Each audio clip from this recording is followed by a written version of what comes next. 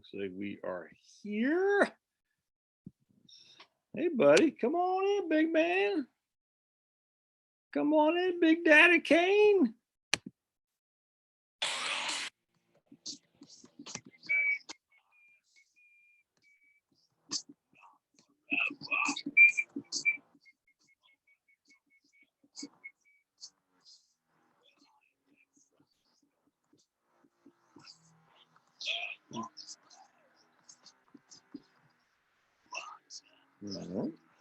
Boink.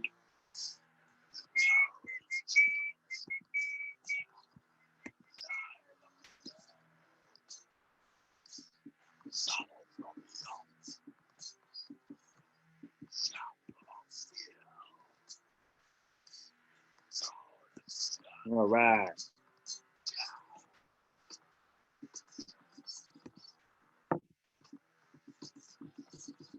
All right, looks like we are live in person. Hey, 14 people are here already. All right. Thanks for coming on board.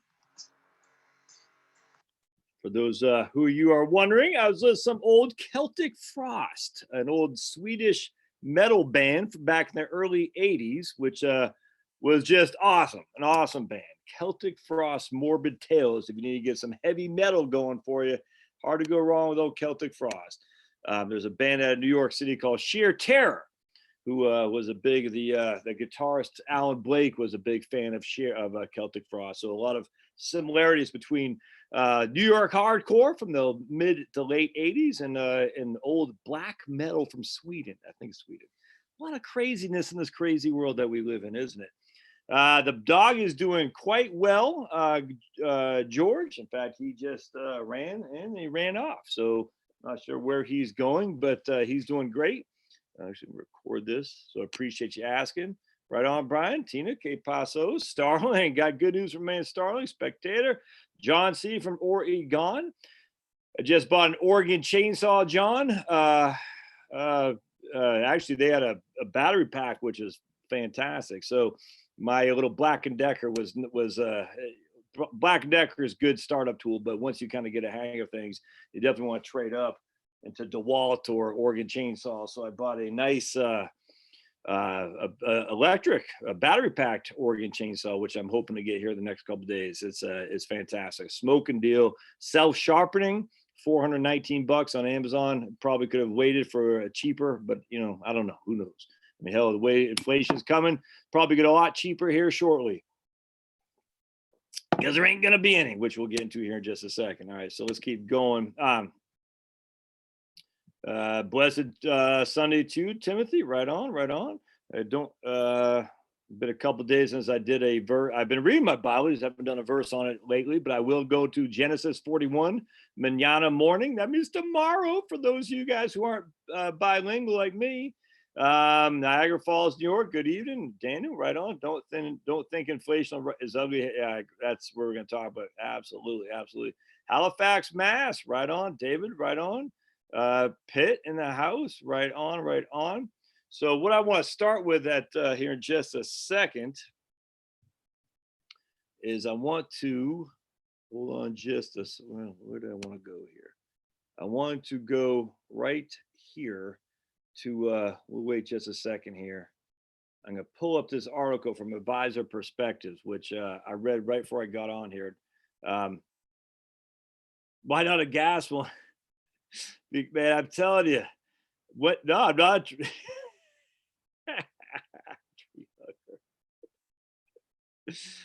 Oh man, a battery is freaking awesome, dude. It's all there is to it. It's awesome. It's look, I'm not a professional by any stretch of the imagination, but if you get some torque in there, you can make that sucker sing. And it's just, I love it, man. Just charge that sucker. Yeah, I mean, it's man, I got a Greenworks battery propelled battery, lawnmower. I got a battery, weed whacker. I just love batteries. And don't forget, you can always charge those suckers with some photovoltaic panels. Oh my goodness. Photovoltaics not going to save the world from the dastardly CO2, but PV panels can certainly help charge batteries, that's for sure, if you have the right equipment. Now, in this day and age, it's never a bad idea to consider from where your electricity comes from. Certainly, I love gas as much as anybody else for sure. But at the end of the day, having diversification, natural gas, firewood, batteries, photovoltaic, that's all for electricity. Geothermal if you need. I don't have any geothermal now, but all, we got we do have, I put in last year or 2 years ago, man, was it 3 years ago now? A water catch thing there too. And at one time, I'm going to work on that a little bit and make it a little bit better to get some geothermal for water, just in case we ever need warm water if the electricity goes out. Not the electricity, natural gas, but that's all for later things for sure. Man, hey, listen to this. Check this out. My man Scott says, I built an outdoor kitchen, fire pit, and pool deck since I've been out of work. Home front is looking good, and Lowe's is always packed. That's freaking that's fantastic, man. Yeah, hydroelectricity, can't go wrong. Not gonna get much here in Georgia, but that's fantastic, Scott. That's a good way to put your freaking time off to work, man. Raleigh, North Carolina, right on. In the house. Um, that's fantastic. Love it. Love it. Love it. Love it. I love hearing stuff like that. Actually, who was I talked to the other day or yesterday or something like that? They said I told you about the nursery. They're freaking packed, dude. Packed. People are buying stuff like crazy. I thought it was awesome. All right. I want to start. Well, I want to share this article with you. And sorry, I haven't shaved. I hope you guys don't find that offensive. But hopefully, hold on a second. I'm just joking. I don't care if you find it offensive. Not shaving is the way to go. All right. I might be mumbling here because I had the door open. All right. So let's go here. All right. Hopefully y'all can see this. Let me just hold on just a second and pull up my channel. Right there. Hold on just a second. And we're going to share with you my thoughts on why inflation is nothing to be worried about, which is bad. It doesn't mean you should have no worries, but inflation is not going to be a consideration. All right, here we go. Just want to see, while I'm looking at this, I want to see the comments on my other Chromebook over here. There we go. All right, hold on a second. Hold on. There we go. Hold on. Let me turn that down. All right. Dude, can you? There we go. All right. All right, cool. So let's, there we go. Sweet. All right. So here's Milton Friedman. And look, I'm a big fan of Milton. Got a signed book by him, which is flipping awesome. And Miss Rose, RIP. We haven't shaved either. Tom in the house. All right. So inflation is always and everywhere a monetary phenomenon. Now, that's where the quote stops. Inflation is always and everywhere a monetary phenomenon. That's where most people say it's kind of like the Wealth of Nations. The actual title for Adam Smith's book is not The Wealth of Nations. That's part of it. It's kind of like saying money is the root of all evil. That's not the whole thing. There's more to it than this. In fact, they just quoted Trump the other day, and they totally missed what he first said, which completely changes the quote, which doesn't surprise me because the media hates Trump, and they're always going to take him out of context. In this case, it was slicing up his quote to one that made him look bad, leaving the first part of it completely out. But anyway, money is not the root of all evil. It's the love of money that's the root of all evil. Adam Smith did not write The Wealth of Nations. He wrote a pretty significant, it's much more than that. It wasn't just The Wealth of Nations. Milton Friedman did not just say inflation is always and everywhere a monetary phenomenon. He said, in the sense that it is and can be produced only by a rapid increase in the quantity of money, a more rapid increase in the quantity of money than the output. All right. So what we're talking about here is what's called velocity of money, which I want to share with you here in just a second. But remember, inflation is always and everywhere a monetary phenomenon. I've fallen for that myself. I tell you, I've said that a couple of times in the past. And that's before I knew the big picture on when I read Richard Koo's book, KOO. I said, you know something? And look, I've been debating this with a couple of my friends back and forth for 15 years now about inflation versus deflation. And their answer was always, look at Japan, Josh. Just look at Japan. I said, yeah, but inflation is always and everywhere a monetary issue. That's not the whole extent of the conversation, in the sense that it is and can be produced produced only by a more rapid increase in the quantity of money than is output. A steady rate of monetary growth at a moderate level can provide a framework under which a country can have little inflation and much growth. Okay, a lot going on there, but I want to show you something. So we're just going to go down this chart. This is freaking crazy, crazy right here. The velocity of money from 1900 to 2019. Here is Lacey Hunt's latest velocity chart. I don't know if that's a guy or a girl. I don't know. Never heard of Lacey Hunt, but this is nuts. You have to go back to 1949 to find a time when it was lower than today. And it was actually rising rapidly off post-war lows. So here's post-war lows, 1946, and it was rising like crazy. You have to go back to 1949 when the velocity of money was lower than it is today. And this is when it came off. Look at this. It was down here and it goes, whoosh, and it kept going. And here it's just going down like this.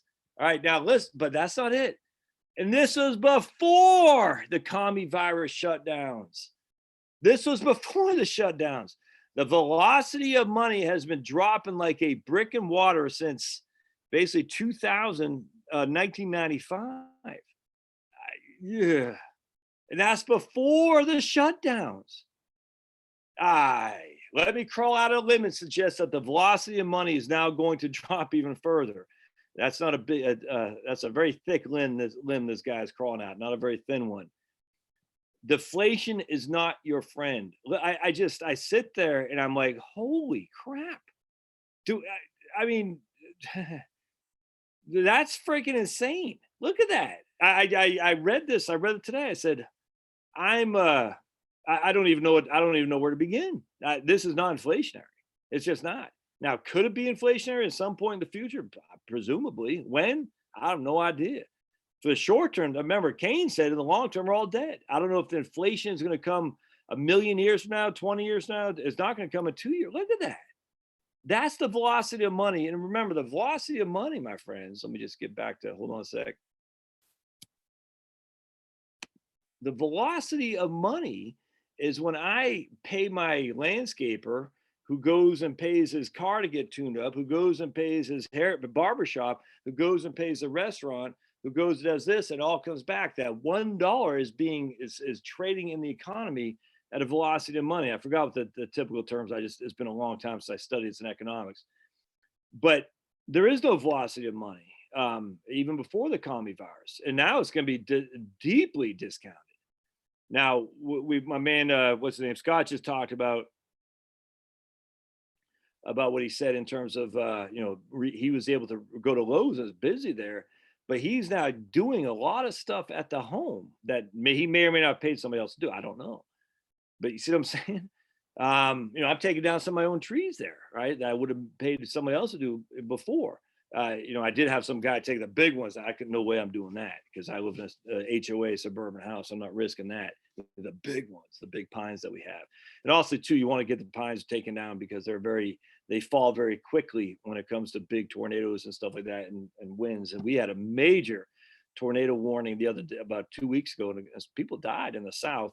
And then we had another one last night that was bad. Ooh, you should have heard this sucker last. It was actually this morning or early this morning. Ooh, it's scary.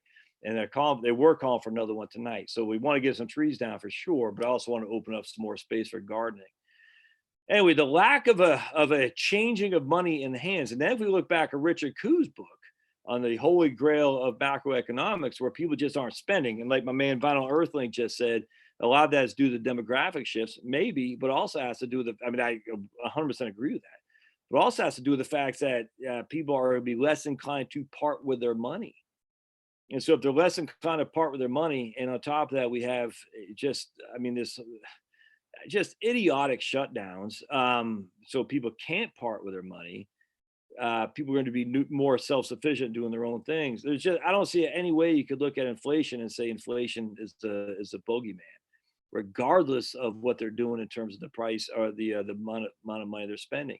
In fact, let's go back to the article because I thought it was pretty interesting. John says, if I can find it. Okay, so he says, I quoted Milton Friedman above where he posits that inflation is everywhere, blah, blah, blah. And then I said, well, maybe during the time frame in which he and his colleague Anna Schwartz did their famous study, there was clearly a correlation between money supply and inflation. What is often not noted is that the velocity of money, the rate at which money changes hands, was stable at that time.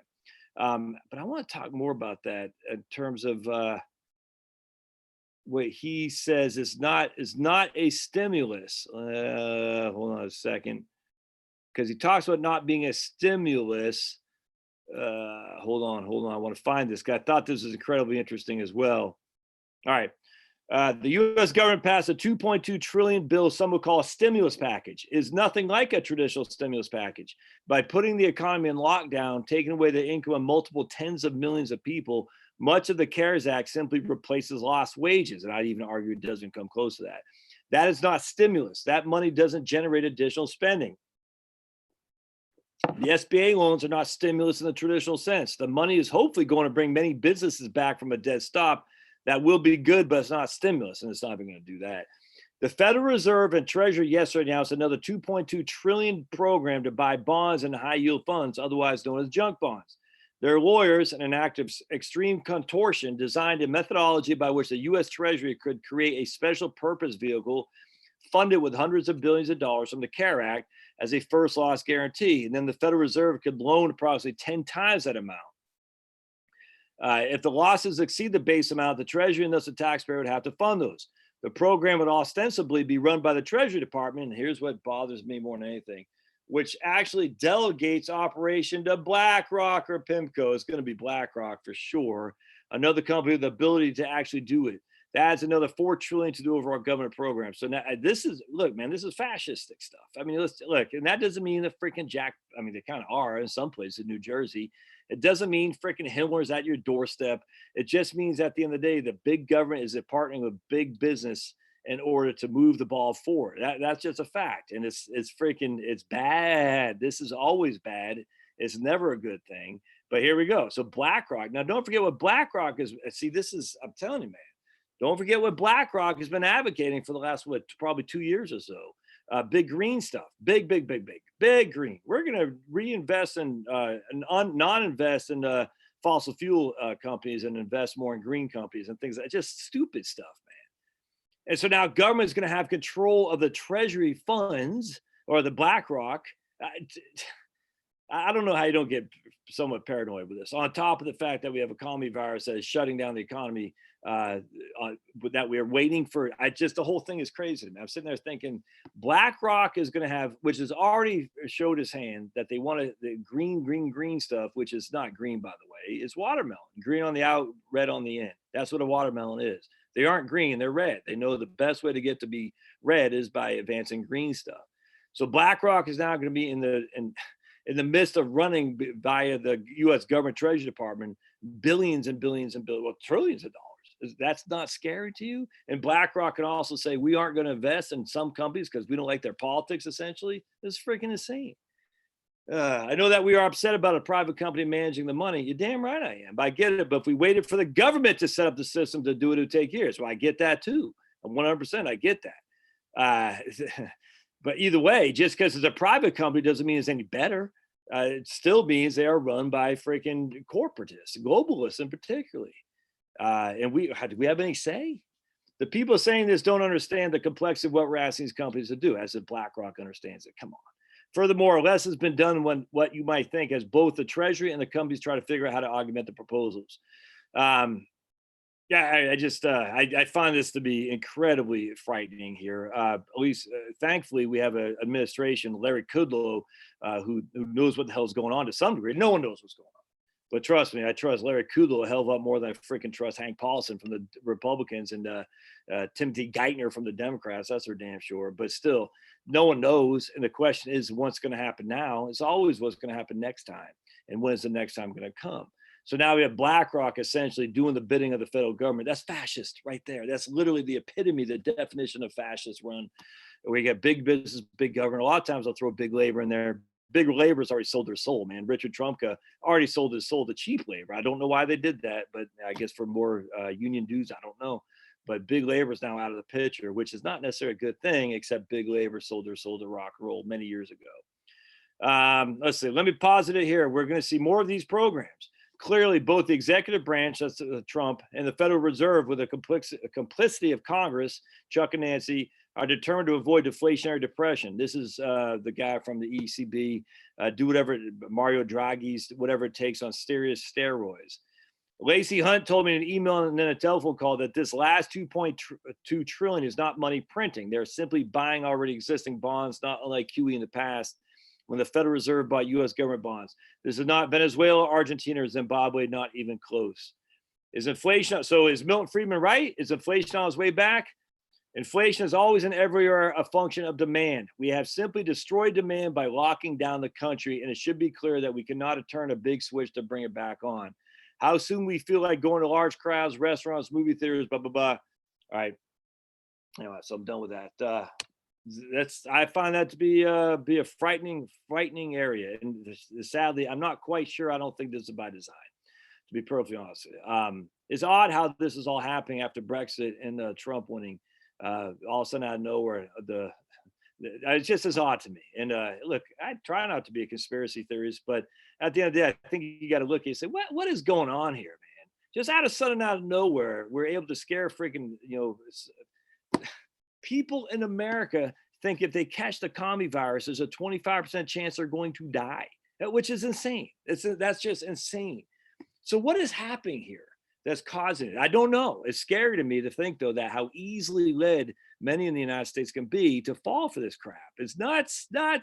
And it never happened before. It didn't happen under H1N1. And everyone, I hear all these naysayers. Well, H1N1, some guy actually posted why, what Dr. Fauci, St. Fauci said about why we didn't shut down the government because H1N1. They say because it wasn't as risky. You don't know either of that. You didn't know that then, and you certainly don't know the risk for the commie virus. Because if you look at Stanford, if you look at all kinds of different evidence now, the commie virus is not nearly as risky as what these people have been saying. Not at all. In fact, again, going back to the initial Dr. Fauci, St. Fauci ideas that it's going to be like a severe flu. That's what he said in February, just 2 months ago. Not even 2 months ago. It was February 25th, the New England Journal of Medicine. It's going to be like a severe flu. 6 weeks ago.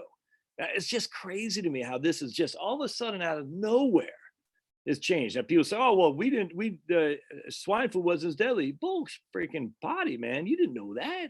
Crazy. So the whole point about this is, what do we do about it? Well, I am without question not under any, what's the word I'm looking for, premise that inflation is going to be here anytime soon. Well, that's again, hold on just a second. Let me go. And I'll put a link in the show notes of this. If you go to Advisor, actually, let me just, I'm not sharing it with you. Hold on a second. Let me get back to where we were. I want to share with you Advisor perspectives because I get a lot of stuff from Advisor. There's a lot of crap on here, don't get me wrong. But I'm a huge fan of Advisor perspectives. And if you don't have to be an advisor, quote unquote advisor, whatever the hell that is, advise yourself. You're an advisor. So if you go to Advisor perspectives, and you should check it every day. I do. I find all kinds of interesting articles. And one of the things I want to talk about here is U.S. retirement savers stayed calm while stock markets plunged. I thought that was pretty interesting. So I want to go back to that here in just a second. But isn't that interesting that U.S. retirement savers stayed calm? Actually, let me just look at that while I'm thinking about it, because then we'll get off Advisor perspectives. Only 5.6% of people enrolled in a 401k plan changed their allocations in the first 3 months of 2020.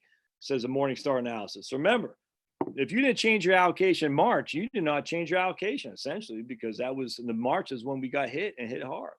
Retirement savers' lack of activity will be good news to experts who worry about individuals selling at the worst possible times.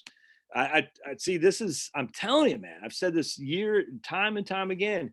It's not the individual investors who sell at the worst possible time. It's the professionals. This is what always infuriates me about these things on the, what's the freaking Dalbar study? And I think even Morningstar has got another one too, where they always say the individual investor is the biggest, worst enemy. I've not seen any evidence. I've seen a little bit. I've seen the vast majority of evidence I see on making the big mistakes, selling on March 9th of 2009, as opposed to staying in, selling on, or buying on October 9th of 2017, as opposed to selling. I've heard that time and time again, that the individual investors are the biggest ones who make the mistake. And the evidence is, in my opinion, the exact opposite. It's the professionals. It's the people who are in the market.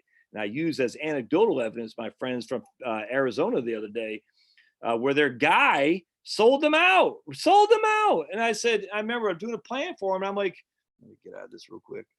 Oops. I'm doing a plan for them, and they connected to their Schwab account. So just linked to Right Capital. I'm like, why you got all this cash? You know, did you just sell a house? And he goes, no, our advisor just sold us out. I said, so when? He goes, like yesterday. I said, well, the market's down 30%. What happened? Why did he sell you out now? He goes, you don't know. We don't know why. I said, well, when's he going to get you back in? They said, we don't know.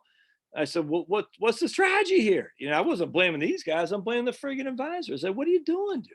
And so anyway, by the time he gets them back in, you know, they sold when the bottom's at 30%. The time they get back in, the market came back up like, you know, the 25% off the bottom. I'm like, what the hell is that? That's what advisors typically do. Not all of them, I get it, but it's not the individual investor, it's a friggin' advisor, man. Oh, it infuriates me. And you'll hear all these people, their sales pitches, I'm going to protect you from yourself. And they'll show you these studies. Look, I fell for this back in 2004 and 5. And I even heard that from Nick Murray, of all people. He fell for it too. We saw the charts. We saw, this, you know, people make big mistakes. I remember I used to say this, you know, probably I stopped about 2006 when I read some other details. I said, that's not true. But it always didn't make sense to me. But I remember 2004, maybe 2003, I was saying that to people like, look, a lot of people sell out the most inopportune times. They buy back in at the most inopportune times. I'll protect you from doing that. That was one of my sales pitches. Horrible, horrible. But, you know, live and learn for sure. But Nick Murray fell for it. There's another study called the Brinson study from 1987 on pension funds. And it said asset allocation gives you the variability of your return. Like 90% of the variable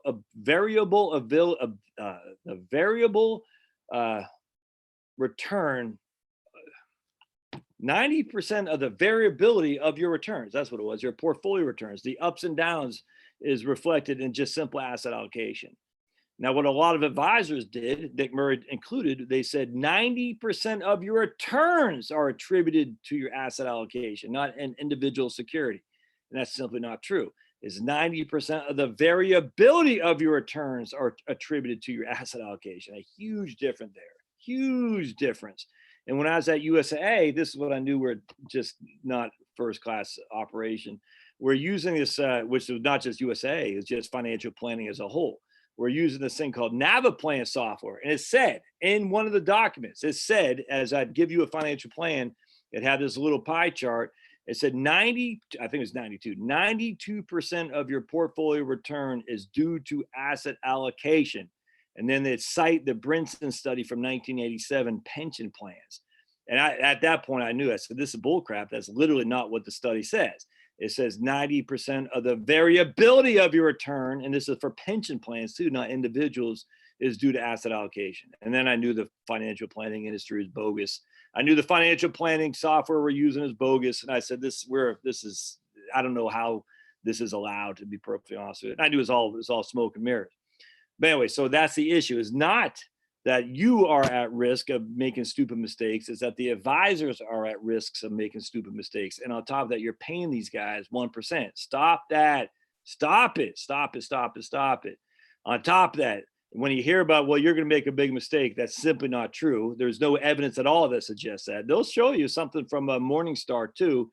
Again, I look, man, the doll bar, the Morningstar, we don't know. I know the doll bar is worthless. The Morningstar, I'm not gonna say it's worthless, but they don't know any better than you. They don't. I mean, they're just, you can't follow that. On top, and by the way, who cares what everyone else as a whole does? I just care about me. And if I can handle what I just went through, if you can stay in the market for what you just went through, you don't need to worry about some guy telling you that you're going to make a big mistake. I'm just telling you right now. So just give yourself a pat on the back. Say, I didn't sell. I didn't panic. I'm good to go. I don't need some advisor telling me what to do. This right here is proof all you need. You know, the advisor is not going to beat the freaking market. Certainly not going to beat the market with their fees. And on top of that, they're not going to keep you from making a big mistake. Why pay some guy to run your money? It makes no sense to me. I don't get it. Because that was their sales pitch before, is that we could beat the market. No, we know that for a fact. It's not true. Now their sales pitch is, oh, we're going to keep you from making a big emotional mistake. There's no evidence of that whatsoever. So the two biggest sales pitch advisors have for charging you a fee to run their money are completely blown up. Don't pay them, man. It makes no sense. Don't do that. All right. So anyway, going back to, I like that article quite a bit because it just showed you that the vast majority of people are just sitting there not paying much mind to it, which I think is the best way to invest for sure. All right. So hold on just a second. Let's go back now. I want to go back to, bear with me just a second. All right. Here we go. Just for those of you who are new here, we're going to go to Japan. Hold on just a second. And right here. All right, so let's get back to where we were. Let's share this right here. I'll never get bored of sharing Japanese data. And the reason I never will is because the the numbers are so overwhelmingly in favor of deflation, not inflation, that there is no argument to make other than to say, as some people do, well, they have a different demographics than the United States. The whole world is getting older, my friends. Ain't no country in the world that's getting younger. None at all. You might look at some of the African countries, Nigeria, for instance, but and I'm not even sure if Nigeria is the case anymore. But the vast majority of developing, never mind developed countries, are getting older, having demographic shifts like you wouldn't believe. China's dead to rights. They don't have enough young people because their stupid one child per policy, one child per family rule, and of course they killed off tens of millions too. Good job, Mao. All right, so anyway, let's go down to we're gonna go to let's take a look here. Currency, GDP growth rate. We're gonna go inflation rate right there. Let's right here. Here's inflation rate, old Japan. We're gonna go to max, and there we are, sitting right there at inflation. I don't know if I can put. You can't really see it, but basically zero right there. 0.4%, the most recent data on inflation in Japan, previous 0.7%. So they are down almost a 50% decline in inflation from one unit to the other, which is freaking nuts, dudes. That's insane. All right, so now that's inflation. How people say, yeah, but how about, let's take a look at, I'm gonna look at debt if we can find it. I don't think it's GDP, is it? GDP, debt to GDP. Constant prices. I don't see debt on there. Maybe it's money. Oh, government. That's what it's going to be. Here we go. Let's take a look at debt to, right there. Government debt to GDP. All right. So again, if we have significant debt to GDP, we should have significant inflation. And you can see right here the exact opposite in Japan. We have no inflation and huge debt to GDP. It just is. It's just not an issue. It's just not. All right. And again, this is before the economy virus. Let's go to, I did see this. I want to look at food inflation. Let's take a look at food inflation. We did have a guy post the other day that the prices of food have gone up quite a bit. Relative to the overall inflation, I'm sure, absolutely, because food is it's a staple.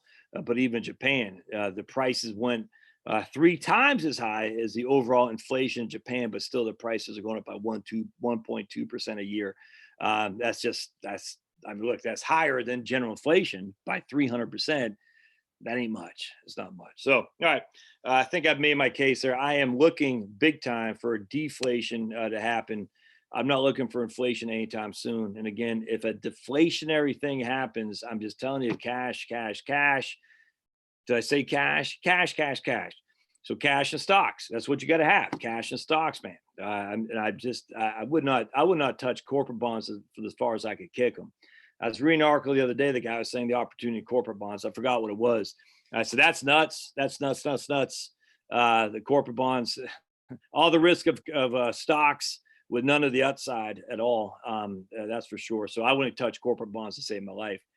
Now, remember the Vanguard Total Bond Index is about 70% of that is mortgage-backed securities and treasury bonds, but there's still a pretty significant aspect of corporate bonds in the total stock index. So a lot of people buy the total stock index. They think it's very well diversified. It's not. It's again heavily weighted towards government bonds and mortgage-backed securities. But still a little bit of exposure to corporate bonds. For me, I just want to touch a 10-foot pole. I buy Ginnie Mae, or I buy literally. Someone was asking about inflation protected bonds. I don't think I touch those with a 10-foot pole. I would buy Ginnie Mae. I'd buy CDs and I'd buy cash. Seems like I've said that pretty much since I started my channel. Ginnie Mae, Government National Mortgage Association, Vanguard's got a Ginnie Mae fund, VFIIX. I just got a news alert here. Gold prices fell for a 4th straight session on Monday. A sign United States will soon ease lockdown restrictions and a possible economy virus treatments. Actually, I want to hold on just a second. I want to look at one other thing. I haven't even looked at the price of gold lately, so let's take a look. Gold. Let's see what the price of gold is doing. All right, so here's Jam Bullion. I use anytime I purchase gold, it's through Jam Bullion. Gold is at $16.95. Whoa, $16.95. Nuts, man. That's crazy. I hope you guys got some gold, and I don't mean gold stocks. I mean literally gold bullion, gold coins. That's what's silver doing? Silver's only at $15.25. Seems like silver's been. Well, I guess it's. Let me see. Was that 13 not too long ago? What was it? Did they give us a chart here? I guess we don't get a chart on silver. Silver. There we go. So for the last year, yeah, silver hasn't. The last 30 days, silver's gone up $2.56. But over the last 6 months is basically way down. Last 6 months, last year is flat. That is weird. That is weird, man. What did Judas get to kill Jesus? You remember that? Or not to kill him, but to narc on Jesus. Did Judas get silver or gold? Anyone want to guess? What? Yeah, there we go. Moon says he goes to silver, not gold. So remember, silver is biblical too. I guess I'm giving away the store, but Judas got silver to narc on Jesus. So anyway, silver and gold, silver and gold, silver and gold. Whoever knows that song, you get win the internet. Silver and gold, silver and gold, something, something, something with silver and gold. And then he digs. You know what I'm talking about? Nothing. You know what I'm talking about? Who is that? Where's that from? All right. Anyway, so we got a year. Look at that. Let's just look at gold then. Yeah, look at that gold. Last year's up 32%. I'm not sure if that's a annualized 40% change. I think that's just, I don't think it's annualized. So gold 5 years is up 40%. Look, I don't own gold as an investment. I own gold because it goes back to the time of, is it Abraham? But it certainly goes back to the Old Testament for sure. So it's thousands of years has gold had value. Rudolph the Red-Nosed Reindeer, right on, man. David wins it first. Moon, you come in second. You got to be quicker. It's like Jeopardy, man. You got to be quick on the button. That's that prospector, Cornelius. Remember him, Cornelius? Silver and gold. All right. So anyway, that's of interest to me that silver is still kind of sucking wind there where gold is way high. All right. So that's my story. So let's see what you guys have to say. So I'm interested in seeing what your thoughts are. So let's go here. I'm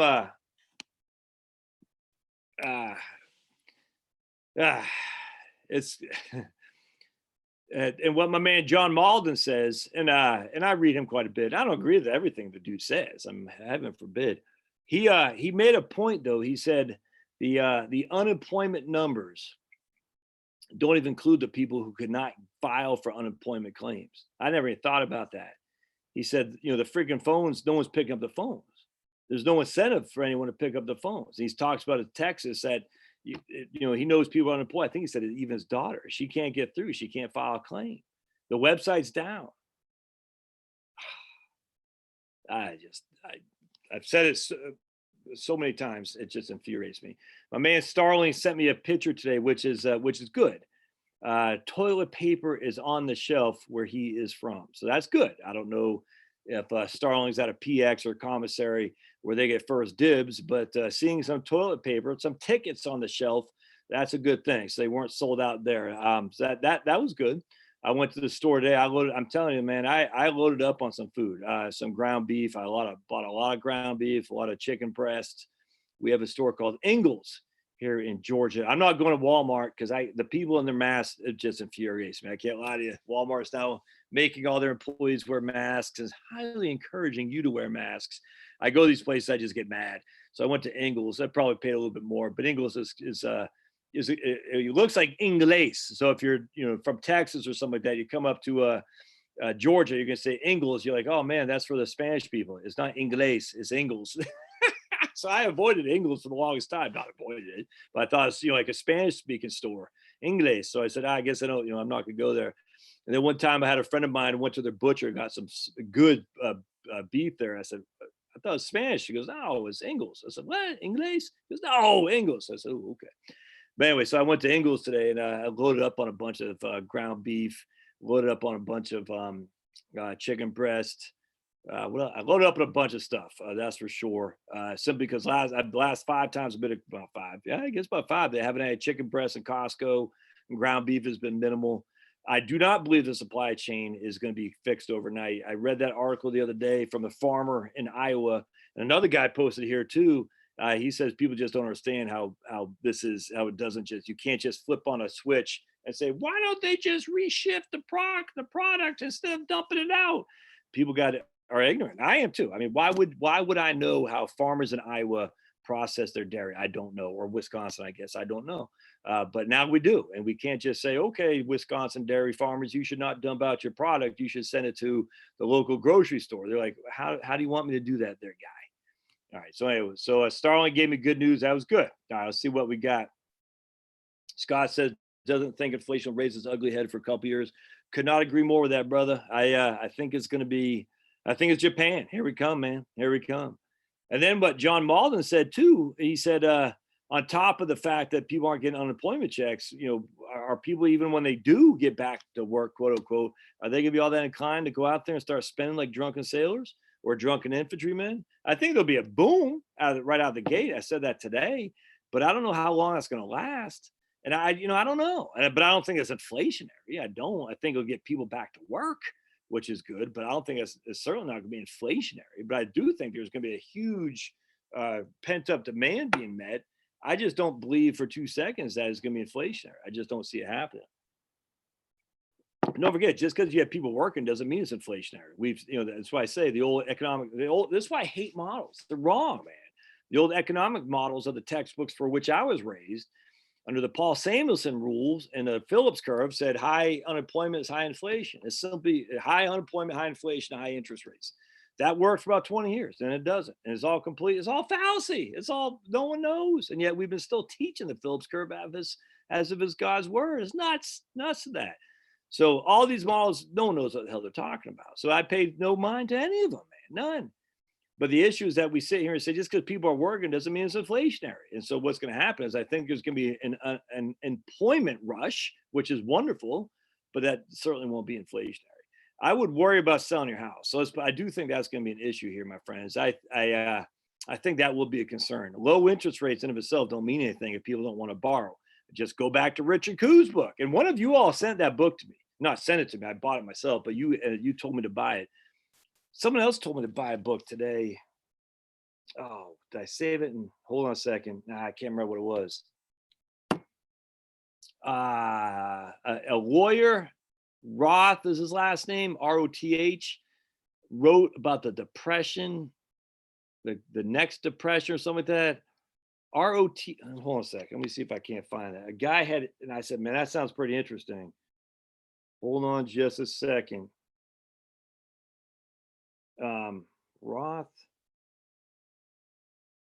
Benjamin Roth, I think is his name. Hold on a second, because that sounds like a pretty interesting book if you guys like to read. Benjamin Roth. Yeah, right there. Benjamin Roth, the Great Depression, a diary. I don't know. I like the way this guy was writing to me on my YouTube channel, or maybe email me. I can't remember. I liked him. He seemed well thought. And I'm definitely going to look at this book. So Benjamin Roth, a diary by Benjamin Roth called The Great Depression. So I'm very much looking forward to reading that for sure. All right, cool. So good stuff. So I like to hear the stuff you pass on to me. Some of you have sent me a video by, I'm drawing a blank now. Now I forgot. All right, anyway, Permian Basin, my man Curtis down there. We got DFW in the house. Lockdown PA, right on. And our great governors on the Northeast corridor are going to keep us locked down forever because they know best. I'm gonna have to hold on. So let me show you this one other thing. If you are at all inclined to get ticked off, you should watch this video right here. Hold on just a second. Right here, and subscribe to my man Dave's channel. Let me get this back on. Huge fan of Dave. I support him on Subscribestar. He's Irish. Right here, connecting the dots. Now here's Dave Cullen, a huge fan of Dave.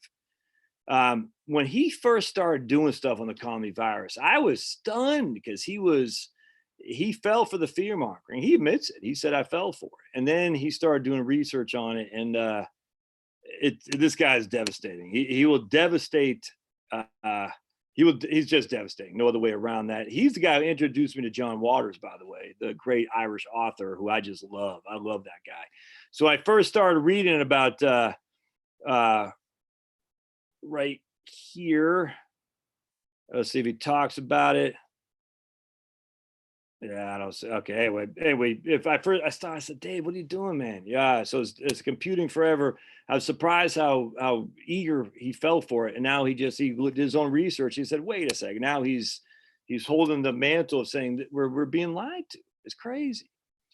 All right, so let's see. Raleigh, Mount Washington, Kentucky, Western New York, Vic in the house. We need a battery razor, yeah, dude. I got some sun on my face, man. My little pale skin's looking a little bit handsome tan. The ladies gonna be loving me. Say, Josh, with your Don Johnson beard and your tan, you're looking good. Of course, my wife, she knows better. Let's see. So Yan Higgins says, ironically, my Bill works at Wake Med Surgery Center, and their hours have been cut a lot. Hospital has asked doctors and nurses for voluntary furlough. You think hospital work will be boom? And I tell you, that's we know a lot of people in that industry who are working extra hours because they've had to lay a lot of people off. I don't want to go too much further than that. Let's just put it that way. People who are heretofore were in management had to lay off a couple or furlough some of their nurses, and had to take go down the chain of command in order to pick up the shifts. And they're working their tails off, but the reason they're working their tails off is because they're picking up shifts because the hospitals don't have enough people. They literally have nothing to do. I get emails from nurses all the time talking about ventilators just sitting there empty. Hospital beds are empty all the time. And then all right, Jack just started his comedy virus victory garden. Man, that's freaking awesome, dude. That is awesome. Some stuff inflates: healthcare, tuition, housing. I don't think tuition is going to be inflating anymore. I think the gravy days of college is coming to a fast halt. I'm hoping. Let's put it that way. I read today more and more. University of Arizona furloughing people. And the thing that sucks, I feel bad for the people getting furloughed. They're not at fault. I just noticed that University of Washington still kept their insane diversity guy, head of diversity and inclusion, who is blaming the U.S. for this comedy virus. He will lose his job. The University of Michigan, with their head of diversity and inclusion, who makes $369,000 a year, he won't lose his job. They're going to lose a little bit of salary. They all need to be gone. That is not an essential business. It's not. But yet the freaking bus drivers, the custodial people, the freaking cafeteria people, they're all going to be lost their jobs. Yet all the administrators, who always just complete waste of oxygen, they're all going to keep theirs. It's freaking nuts, dudes. It's a haves versus have-nots, and the have-nots lose. In fact, let me just read you something real quick. I'm reading a book that you would like immensely. If you have Kindle Unlimited, it's free. It's from if I can find it. Hold on just a second. Right here. It's Daniel Defoe, A Journal of the Plague Year, written by a citizen who continued all the while in London from 1664. And I want to read you something here. He writes, and I've just started reading this book. I'm about 5% in. He says, the plague had not been carried into so many country towns and houses as it was. And indeed, it was because of the abundance, it stayed in the cities, and indeed to the ruin and abundance of people. So the plague affected the people where there were more people, the cities. But he also said, I want to show you something.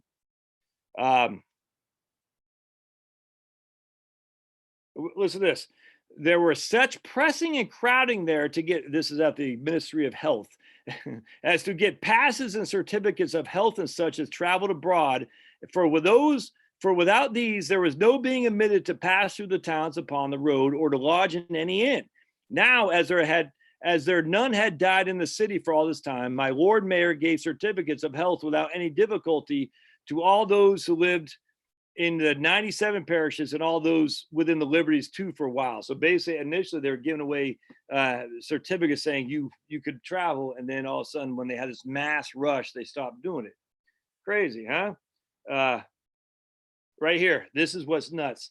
But at the other end of the town, their consternation was very great, and the richer sort of people, especially the nobility and the gentry from the west part of the city, thronged out of town with their families and servants in an unusual manner.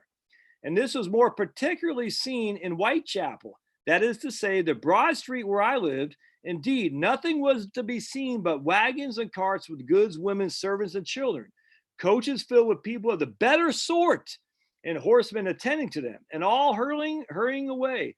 Then empty wagons and carts appeared, and spare horses with servants who, it was apparent, were returning or sent from the countries to fetch more people. Besides innumerable numbers of men on horseback, some alone, others were servants, and generally speaking, all loaded with baggage and fitted out for traveling, as anyone might perceive by their appearance. So you see what's happening here.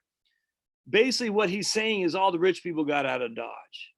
All the working people and the rich people, many, it was exceedingly difficult now that people start dying in the plague cities to get a travel pass. A pass is a certificate of health. But before anything happened, it was easy. Who do you think got the passes before? It's the rich versus everybody else. The same thing here. It's not a conspiracy. It's reality, man. You think freaking Bill Gates has any of these freaking worries? Hell no. I'm sorry if that offends you. I don't care. Pull your head out of the freaking sand and look around and say, what the hell is going on here? What is Bill Gates up to? The mandatory vaccine stuff, which I've been harking on for years, since I started this YouTube channel, but before that, what's happening here? And notice that the people who are benefiting from this are not you and I, it's the rich people, man. They're able to get out of Dodge. You see that one guy, some media mogul who's on his freaking huge yacht in some freaking paradise. Well, he took a picture, said, "We're escaping the commie virus. Hope everybody's doing okay." They're freaking nuts. These people are insane. Ay, ay, ay. And yet we're sitting here thinking that Americans think if they catch it, they have a 25% chance of dying. I'd sit there, it's nuts. But going back to my man Victor Davis Hanson today, he is positive. He's optimistic. He says Americans have the ability to see through the freaking the fog.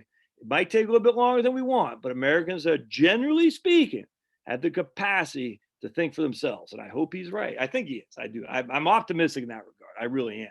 I'm not optimistic when it comes to what they're doing to us, though, and what what the precedence is going to be set.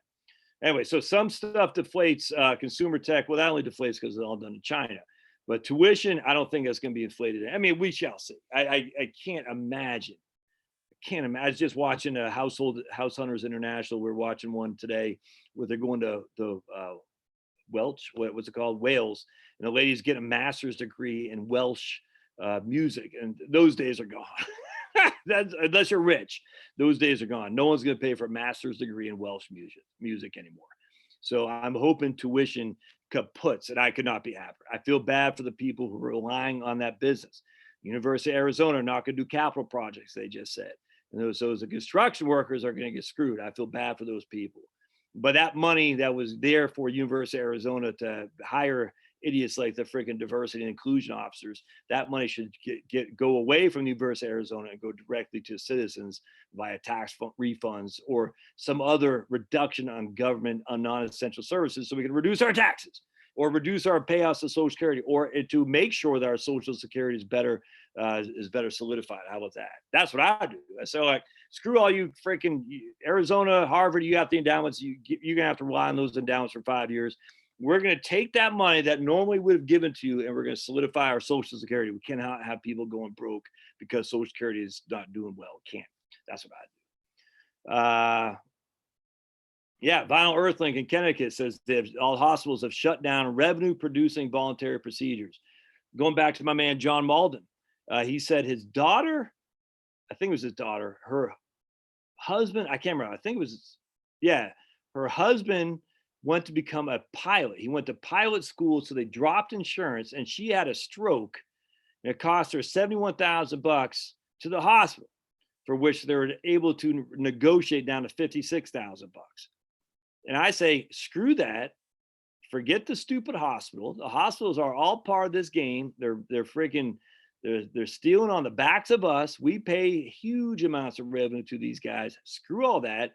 I would file bankruptcy in 2 seconds flat. I say, screw it, man. I'm not paying that stupid hospital bill, because I know what hospitals are doing. They're freaking, it's completely cherry picking. Their favoritism. We know for a fact there's favoritism in hospitals. Don't pay crap. Other people pay more. You see what I'm saying? And so the political elites are being funded. It's almost like the reverse of mortality credits on annuities. The people who die early fund those who survive beyond life expectancy. In this case, it's the politically connected in the hospitals get freaking, they get huge write-offs. Well, it's this lady whose husband is going to pilot school. She has to pay the full bill. Oh, they reduce it by $15,000. And screw that. I'd say, no, you're not getting a penny. Not a penny. Sorry, hospital. But how are we gonna survive? Yeah, well, welcome to the club there, big guy. I got no all right, let's see. Energy is being reduced. Yeah, that's another thing that Victor Davis Hanson said. He said, look, the cost of energy, especially if we go into the winter with these low prices, is going to be a huge boon to heating.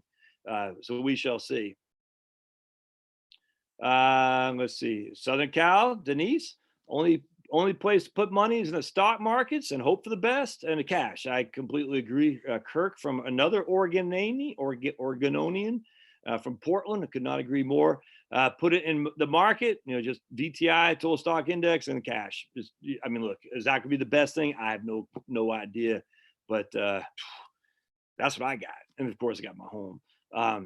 My home, again, equity doesn't put food on the table. Do not be paying down your mortgage right now unless pay it down, but not more unless A, you have a couple years worth of savings, and B, you can have that sucker paid off. So what I was doing before, I was paying an extra $800 a month on my mortgage payment. That, that $800 a month is going to principal, which is nice on the back end. 8 years, I'll have that paid off earlier. But that doesn't help me today. I got to survive today. And so I need that $800. I'm putting all that into my M1 finance account, which is going into VTI. Now people say, yeah, but that's not really a cash account. No, it's not. I'm willing to take the risk. I am, because I'm just dollar cost averaging into that. So I'm willing to take that risk for sure, because I think it's money well spent. I could be wrong. I would never advise people to have stocks for the emergency fund. Never would, but that's what I'm doing. I still got some cash on the side too. Don't get me wrong. A guy emailed me the other day, or on the YouTube channel. I think he said he had 3 years cash, no mortgage. What did he say? 3 years cash, no mortgage, and the rest was in stocks. I said, dude, that's freaking perfect. That's a perfect place to be. And no worries. That's what he said. I think he said 3 years cash, no mortgage, the rest in stocks. He's sleeping well at night. I'm going to do another video on my man Lanny. I meant to do that today. I just got caught up. So Lanny asked if he should refinance his mortgage. I'm going to do a video on that. It's very interesting. Lanny's got about $412,000. He's retired. His wife's about to ready to retire. They'll have Social Security, no pension. He's got a mortgage of $200,000 is his mortgage balance. It'll be interesting to see how it shakes out for Lanny. So his question is, should he refinance? And I ran a couple of scenarios on Right Capital, which I'll share with you tomorrow. I think you'll get a lot out of that for sure. All right. Don says, last Monday, the storms came through in Western North Carolina. Power is knocked out for 47,000. Some customers did not get power back until Wednesday. Standby generator is great. Exactly. You got to have you got to have more than one options, man. More than one, for sure.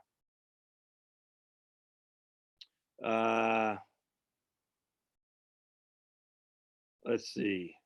Deflation causes depressions. Yeah, well, that's the nature of the beast. A depression is a major deflation. It's literally what it is, for sure. Government causes depressions, though. That's the issue. And that's what we look back in the 1930s is what caused that to be the Great Depression, unlike a small potatoes depression, which was bad. In 1920 and 21, we had a depression, but because the Calvin Coolidge and wasn't Hoover, Harding, did not, they just let the market forces work their magic. We only had 2 years. It was horrible for those 2 years, horrible. And that will be what we're happening with today. If Trump wins re-election, it'll be like that again, because he's not going to do crazy stuff like FDR and Hoover did. It wasn't just FDR, by the way. It's Hoover and FDR with their insanity government policies. Trump won't do that, I presume. That's the best of both, case scenario, though, because Biden's a nutcase. Biden is saying, as he said the other day, that he wants to appoint one guy in charge of everything. That's like, ugh. That's straight from Atlas Shrugged right there. This guy's in charge. That's not what we want. We don't want one guy in charge. I don't care if he's a military brass, a flag officer. I could care less. I don't care if he's a freaking scientist. I don't care if he's a doctor. I don't care who the hell he is. I don't want one guy in charge of any of that. That's freaking scary as can be. The last thing we need, that's bad news right there. The fact that Biden said it from a stupid mouth just told you can't have him anywhere near the Oval Office. Ugh, that's scary. And of course, he wasn't taking a task for that because everyone knows Biden's gone. But anyway, at the end of the day, can't have that. But what happens is depressions expand because of government policy. That's a fact. If we allow for the ebbs and flows of this insanity that we're in now, which is caused by the government, to just work his magic and be done with it, then we'll be fine. It's going to be bad, horrible. It's going to be like we've never seen anything. Might even be worse than the Great Depression in terms of unemployment numbers. But if Trump wins re-election and him and Kudlow, Larry Kudlow and whatnot say hands off, we'll be back. We'll be fine. But it won't be like that if they start wanting to manage the economy. You cannot manage the individual actions of human beings.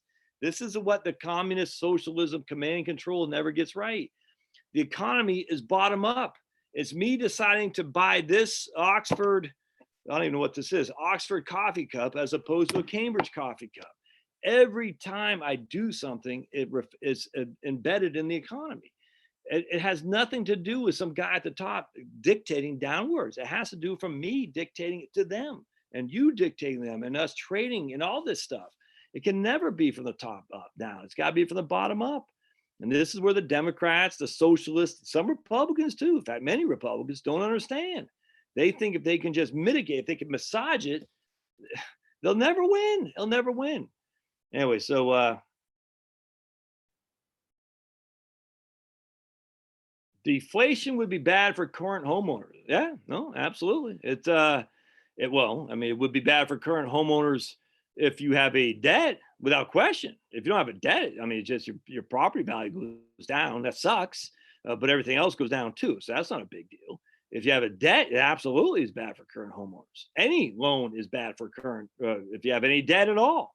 Inflation kills the debtor. There's no other way around that. Inflation hurts the lender.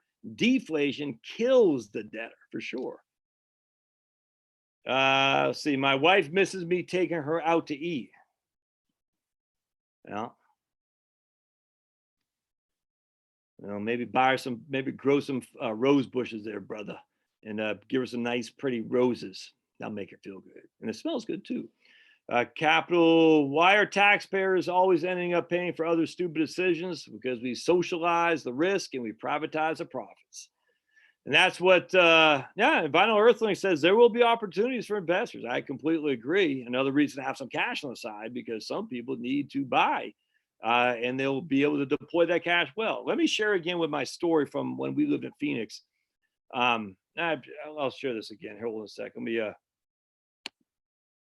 hold on just a second. I'll share you my story of a guy.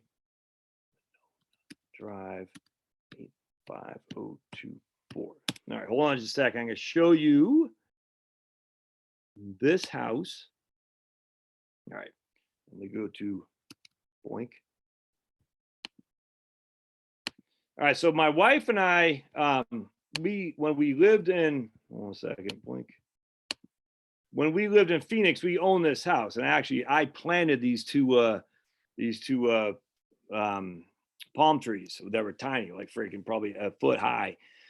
All right, so we bought the house about $108,000 off a Trend Home in 1998, I believe. We sold it in 2001 or two. I can't remember. We sold a couple years later for $120,000, if memory serves. The lady who bought it from us sold it for like 250 or something like that in 2006. And then what happened was I drove by in 2011. We went on vacay to Phoenix, Arizona, and Phoenix got devastated. And I drove by. There's a pickup truck out here, and the front door is open. So I stopped. And I walked on in, and I just said, hey, I just said hello, hello. The guy was in there. He's a nice guy. I said, man, I used to own this house. I bought it. I didn't build it, but I was the guy who bought it for it to be built. And he goes, oh, cool. So we got to talking, and he was a rich dentist, an orthodontist or something like that. But he bought that $77,000 cash in 2011 or 10, $77,000. In fact, if we go to Street View, let me see, he was able to pick up all kinds of houses down this little corridor here. So basically, he was able to, he had like a freaking, I don't know if he still does or not, but he had like just a little fiefdom of homes up here. It was crazy that he was able to pick up cash because Phoenix had built so quickly and so rapidly, and the prices went so high that he was able to buy all kinds of houses on the cheap, man, for cash. And I can only imagine that dude made serious bank. By the way, my wife got bit by we had two dogs, Stout and Emma, and the guy who lived right in this house right here, he let one of his dogs out and bit my wife right here when we're walking. A big old freaking bite in the back of her knee. Freaking pissed me off. And the guy was out there. I said, dude, what the hell? He goes, oh, my dog's kind of mean. I said, that was back. That was back when I was in my piss and vinegar days. I was ready to go to work with this guy. I was mad. I said, that's all you got to say? He goes, what do you want me to do, man? My dog bit your bitter. I said, I was mad. I walked away. I was freaking pissed. Or I can't remember the whole story. I was mad. Maybe I didn't. I can't remember. I just remember I was not in a happy place. That's for sure. I was like, dude, freaking police up your dog. Anyway, long story short, I can't remember the whole story. I just remember I was not in a good place. But look, now Zillow has it at 281. And so that guy made out like a friggin' bandit, man. And I'm not sure what the rent. Yeah, he's making rent at $1,500 a month, which was our first mortgage on that was like $600 a month. So he's making almost 3 times what we had on our first mortgage. Granted that's 20 years ago, but so there's definitely gonna be opportunities for the people who are there, for sure, who have the cash and wish to buy those properties, for sure. My man Kirk says he has BlackRock mutual funds. Yep, I'm not a fan of BlackRock. Tim says the government likes to inflate its way out of a problem. Well, that's what Japan's tried to do, unsuccessfully, for sure. Ed Jones had Kirk buy BlackRock, hopefully not bond funds in your taxable account. That's nuts, man. Kirk, so if your Ed Jones guide has you buying bond funds in your taxable account, that's the wrong answer. So Troy says, I have a HELOC on my home that currently has no balance on my home, is worth $250. Should I get my hands on that cash? So he's got 58,000 line of his credit. Okay, so he's got a first mortgage of 58. He's got a line of credit of 87. Should he get his hands on some of that cash? Well, I still have a chance. Oh, geez. Man, I can't recommend that, Troy. That's a tough one. I can't recommend that. No, I can't recommend that. I just that's against my ability. Taking out debt to build up cash, especially if we're going a deflationary scenario, most likely. I get your thinking there to have the cash on the side as a prep. I would not. I can't make that record. I get your thinking. I can't recommend that. Just keep your line of credit open Hopefully they don't close it. Hopefully they just reduce the line without closing it. The government's scared that a whole bunch of major companies will go out of business. Yep. If you're a hedge fund trader, you have to buy and sell every day. Well, you don't have to, but no, I get you right on. I mean, you don't. No one's forcing you to, but that's what they're paying you for sure. Jeff says he dumped all his stable value fund in my 401k the first week of April and going all in. Right on, Jeff. That man, freaking kicking butt, taking names. I got no qualm with that at all. None whatsoever. Just don't lose your job and make sure you have cash on the side so you can buy those ramen noodles. If all anyone does is pump money into the market, then it's a false market. If all anyone ever does is pump money into the S&P 500, I'm not sure what that means. All right. Well, that's right. Someone must be selling, or the S&P 500 funds won't be able to buy. Oh, am I competing against a Trumpster right now, Wade? Oh man, I should never compete against a Trumpster. No wonder why my numbers are down. Yes, Tim, as housing drops, they lose on our property taxes. 100% right. This is what the friggin' cities are. Oh, they want the Trumpster to bail them out. Chicago. Hell's no. You dug that hole well before this came wrong. Chicago, San Francisco, LA, New York. Hell's no. The federal government should be bailing you guys out. You put yourself in that hole well before the commie virus. But you're right, man. As the property value goes down, on top of the sales taxes too, man. These restaurants have significant. The hotel, you go to a hotel, it's like 10.5 to 12% tax. They're going to get hammered.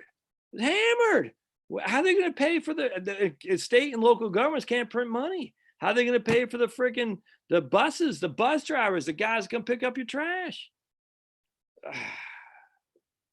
Jane, all right, Jane's on here. Jane and I don't see eye to eye often. We having good debates. Remember, it's debates.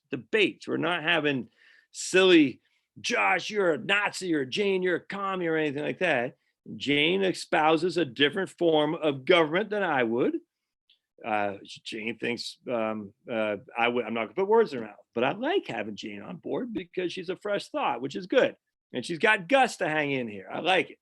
Because I would think most of us are probably on the right side of the spectrum. Jane is not, which is cool. And so don't be bashing on Jane. Now, other guys who act stupid, you can bash on. When they act stupid, like that's why I got my man Tom and Jerry as moderators. When they get dumb and racist and stuff, just bash on them. But just because they disagree doesn't mean they should be bashed on. Just FYI. Now, we do have a lot of people from, like, remember old Bob and Rob. Two Robs, as a matter of fact, being silly, bashing on us, those guys, whatever. But they can be respectful and not even be respectful. Like, Josh, I respect you. No, I don't even care about that. I'm saying just be nice. You don't have to be an ass. But anyway, so Jane says many people sold in 2009. I think a lot of people learned their lesson at that time because the stock market rebounded 2 years later. Yeah, but Jane, the problem is it's always different this time. That's what people always think. Well, that was in 2009. But now it's different because remember, 2009, we had Obama in. So those of us on the right,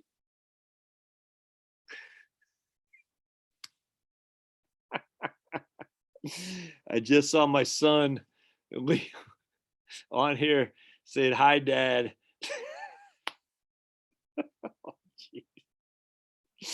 Oh, my goodness. My boy's on here. He said, "Hi, Dad," because he is going stir crazy. And my other boy is Pablo right here. You're wet. Is it wet outside? So oh my goodness, we're going stir crazy in this house. Oh my goodness, man. Liam is like, Liam's like, "Pablo, I gotta do something. Anyway, so remember 2009, the people like us who sold, and I sold for a little bit, but I didn't really have that much money to sell because I was worried about Obama and his socialist bandits. But I was wrong. I was wrong. The people now are going to say the same thing because they're worried about Trump and his fascist bandits is what they're going to say. But it's always different this time. Or did you just get a bath? Did you just get a bath? You smell so good. Or are you outside and you smell like a dog? Smells like a dog. He was just outside. Hi. This is not Liam, by the way. This is Pablo. They call me Yuck Mouth because I don't Brush. This guy has the stinkiest breath you've ever seen, don't you, buddy? Want to see some crazy? Okay, never mind. States might tax the stimulus payouts. Yeah, I don't think they can either, man. That's yeah. I did sell some weak stocks and buy some better. Well, yeah, I mean, it's not. I look, selling individual stocks in order is not the same thing as selling the entirety of one's position, and that's another thing too. I think gets lost a lot of times. These analysis, are they selling the entirety of their portfolio, or are they just moving from point A to point B? And we don't know. Tumbleweeds in Indy, that's freaking crazy. Traverse City ghost towns. Japan stock market dropped like a rock from 91 to 2010. I haven't seen the Nikkei since. I don't think it's done. I think it did okay, but I don't think it's done all that much. I don't think they've got back to where they were anywhere near their highs. Yeah, exactly. That's right, Kirk. The boomers are killing America's economy, but I don't. Some millennials are bigger now. I don't think they're larger than the boomers, are they? I don't think. Yeah, I don't think it's the boomers. I think. I think in terms of the demographic shift, I don't think the millennials are larger, but they're certainly pretty significant, pretty sizable. I somewhat take issue with that in some degree. I don't think the boomers are. There is a demographic shift, but I think there's a lot of young ones coming up that will replace a lot of that for sure. Uh, Denise Wheaton, did you used to work at the Horse? Interesting. My man Moon is asking Denise. Huh. Yeah, right on. Doug B says, exactly. Most boomers I know are hard and entrepreneur or enterprising. Look, let's just put it this way. It's the ones in the college sector. I mean, that's where it comes down to. That doesn't mean all of them. It doesn't mean all of them, but there's a lot of fluff in the college sector. And the boomers saw to it that not you, but the boomers saw to it for that to happen from the old days of Eric Holder taking over in Columbia. They've always wanted more. And, again, I say they. It's as if the hippies represented all the 60s. Now, the hippies weren't a majority of the population by any stretch of the imagination. But there was a group of boomers, that's a fact, who dominated the entertainment industry. They dominated the academia, and they dominated politics. It's just a fact. And those all came from one elitist way of looking at things, for sure. So I want to make sure when I say boomers, I'm not saying people, my man Dougie B here. I'm saying the boomers who dominated academia, dominated entertainment, dominated media, and dominated political. Those guys have actually done huge damage for sure. But now you got AOCs coming up behind them. They're going to be in worse if they ever get power. Thankfully, they're cocky. They're too cocky. They say explicitly, they espouse explicitly what they want to happen, where the left-wing boomers were smart enough not to do that. So what happens with the AOCs of the world, because it's idiotic, they've always been, they've had a path. They didn't have to say anything. They could say whatever they want and never be challenged, because the challenge would be racist, a microaggression, all that stuff. So they could literally say the moon is freaking full of cheese. And people say, well, I'm not going to argue your truth, AOC, because your truth is your truth. Or there's 53 genders. I'm not going to argue 53 genders, AOC, because your truth is your truth. And we know that's silly. It's dumb. But no one had the guts to challenge that, because the academia, the media, entertainment, the whole thing is run by people who agree with the same thing. But the nice thing is they are telegraphing exactly what they want, which is, we know what. I mean, it's Green New Deal. We don't have any border control. They hate America. But I don't think that's even the majority of millennials. I think a lot of millennials are going to be our saving grace. And the people behind the millennials, I think they're going to be a very libertarian, entrepreneur focused. Let you do whatever the hell you want to do. Just don't bother them. That's what I think is going to happen. And they don't like this freaking, I'm so scared of someone saying something mean. I don't think they're going to fall for that. I'm pretty optimistic about the younger folks for sure. So I encourage, that's why I felt like donating to AOC, because I say, keep it up, sister. I want you to keep talking crazy talk. And what's that crazy one's name up there? Rashid Tlaib, whatever name is. Keep talking crazy talk. Yeah, we'll never win your districts. We don't care about winning your districts. We care about winning America. And if we got to sacrifice a couple of districts because, self-sabotage your own people, Sucks to be them, but that they vote for who they did. But the rest of Americans see what you truly want, and it's ugly. That's scary. Kirk, come on, man. The boomers anti-God rhetoric. You can't label one group of people like that. Um, uh, yeah, gold is just something to have, man. It's something to have. Not gold stocks, just the actual gold, just the real gold. Hate gold, pays nothing to hold it. I will hold it for you, Tim. Feel free to share your goal with me, and I will be happy to hold it for you. Tim's a good guy, but I like when people say gold pays nothing to hold it.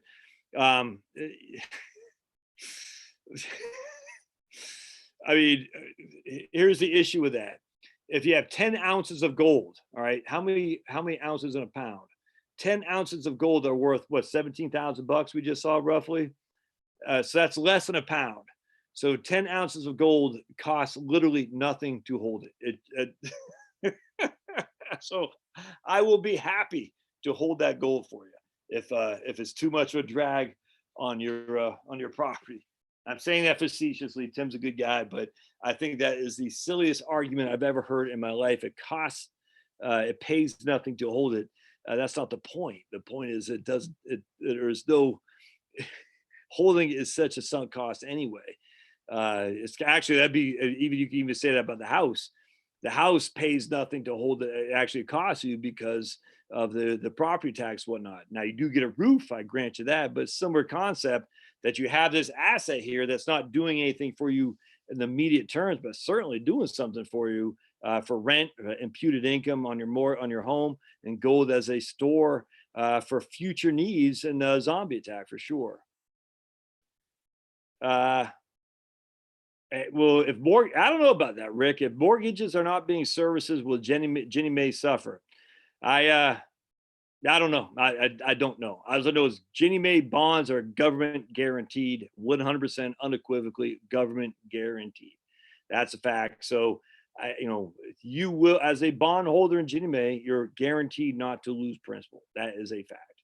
At maturity of the bond. So how that works, I don't know.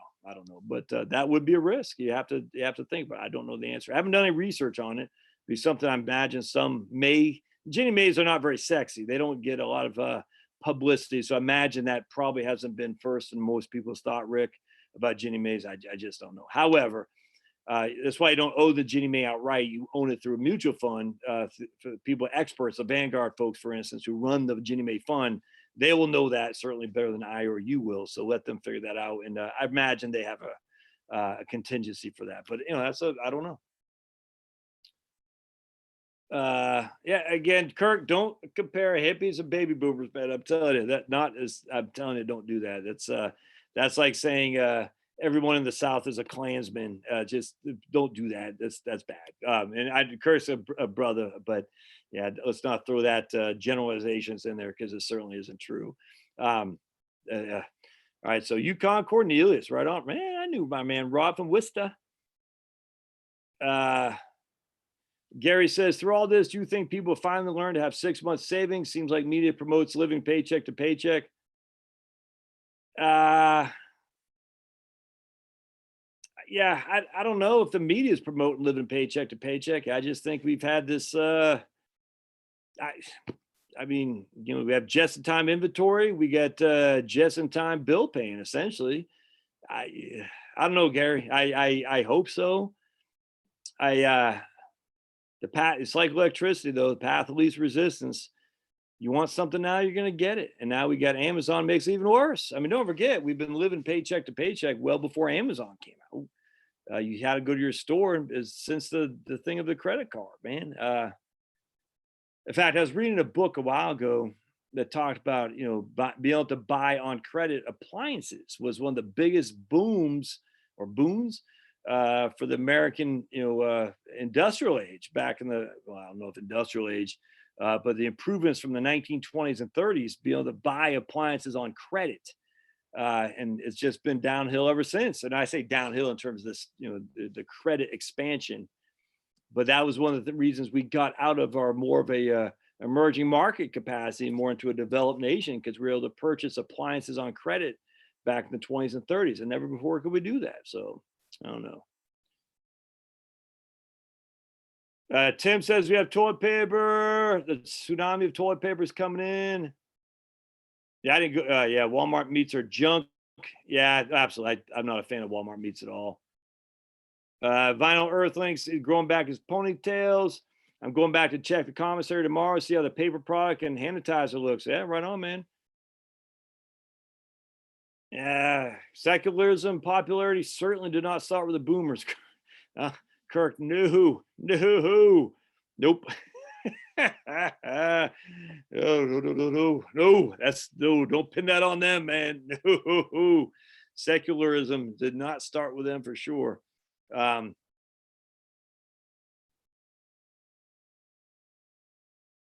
all right, Jack still can't get the status of my stimulus check. We filed a paper return because we owed probably our last in line.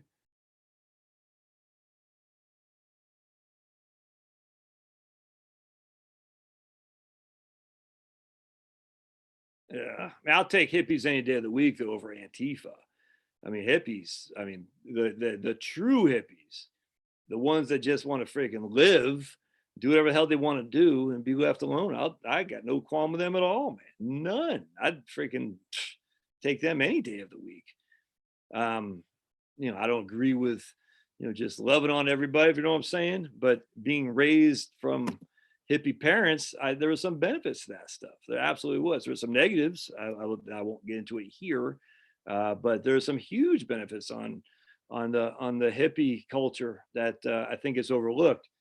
The hippies that I think a lot of people make the mistake. Like from Tom Hanks movie, the Forrest Gump, that damn Johnson, with that guy when he hit his girlfriend, or that yellow hair Jenny, when he hit her, he goes, "I'm sorry, Jenny, that damn Johnson." That's not a hippie, that's a commie. And unfortunately, I think the hippies and the commies threw in together, and they shouldn't have, because the hippies were righteous, in my opinion. The commies were not. And unfortunately, the Jennies, the hippies, threw in with the commies, that guy, that damn Johnson from Forrest Gump. And we paint with a broad brush as if they're all one and the same. And I just don't think they were. The Students for Democratic Society were not hippies, man. The freaking the Red Brigades in Germany, not hippies. And we had our own here. As it was more than as the Bill Ayers, not a hippie. What's the other lady's name who's teaching at a University of Illinois in Champaign, I think, or Chicago? Kill people. And that's who Obama ran around with, by the way. That's why I was scared of Obama, because I saw his crew there. And I said, these people are freaking evil, dastardly. But Obama, he just liked the power. He would run with anyone he could to get the power. You can see that in hindsight now. Obama just liked the power. He didn't really care. He just wanted the power, and he knew how we could get it. He's a smart guy in that way. He said, I hang out with these people in Chicago. I'll get a little bit here, and then I'll leave them behind like a freaking wet pair of underwear, and I'll go over here. And Obama knows what he's doing. He saw he wanted that Martha Vineyard's house, and he got it. Not worried about the sea levels rising, apparently. All right, so let's see what we got, Leo. Oh, boy.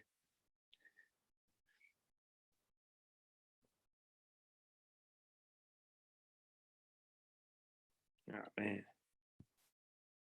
We'll have missed a lot.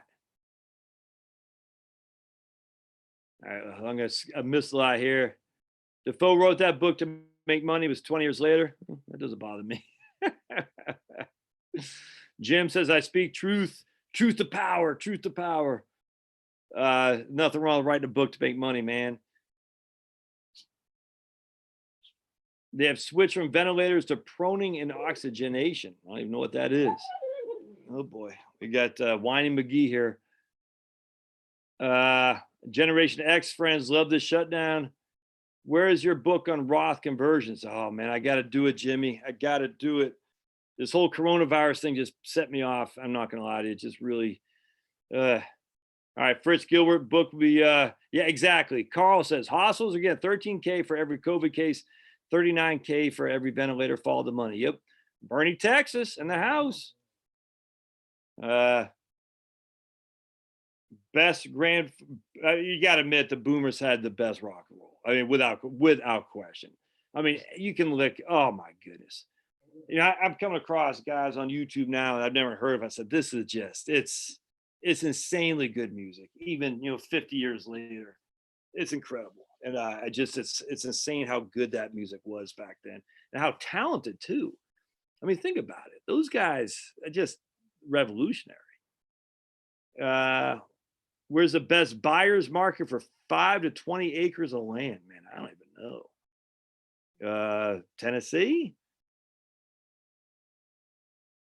Let's see.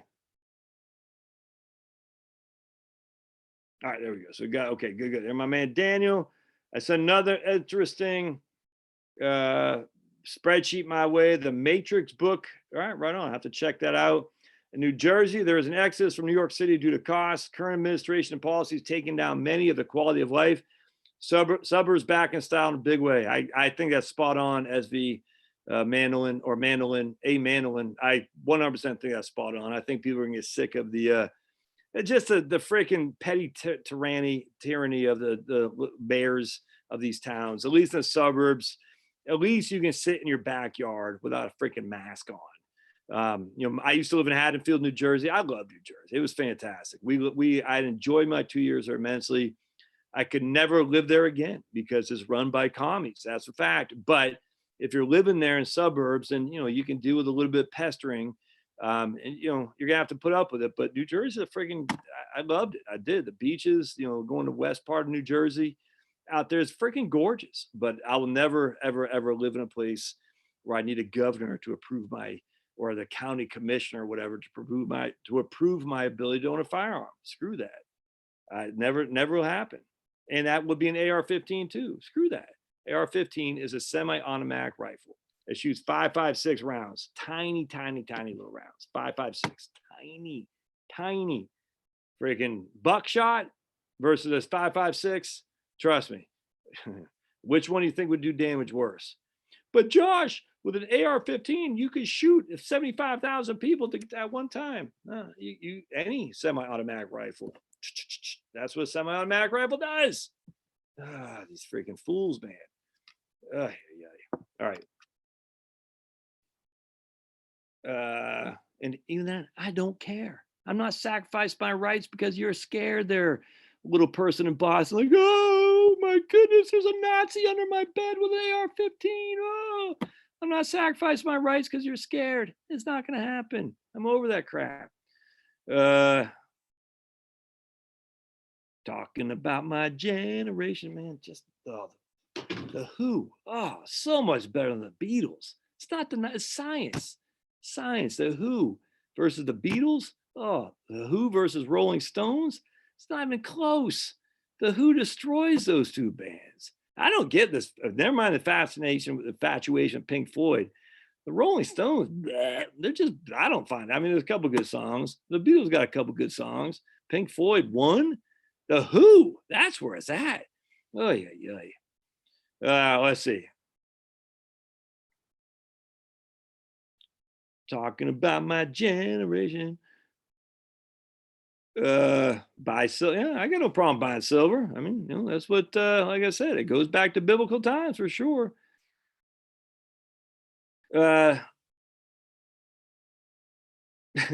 Rick Travis says, oh man, we're getting into a big fight here.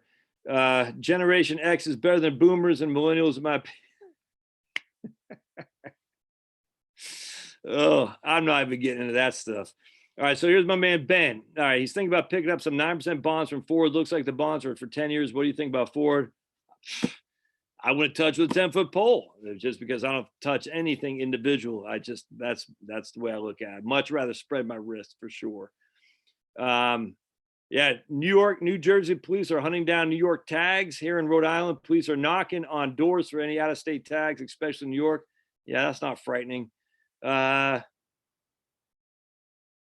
Yeah, exactly. The government bat stopping, says Dougie B. Who knows? We don't know what's going to, I mean, that's the issue. I would not want to take the risk. So that's the issue. At some point, you can't socialize the risk and privatize the profits. There will be someone holding the wet bag. Well, don't want to be you, Ben.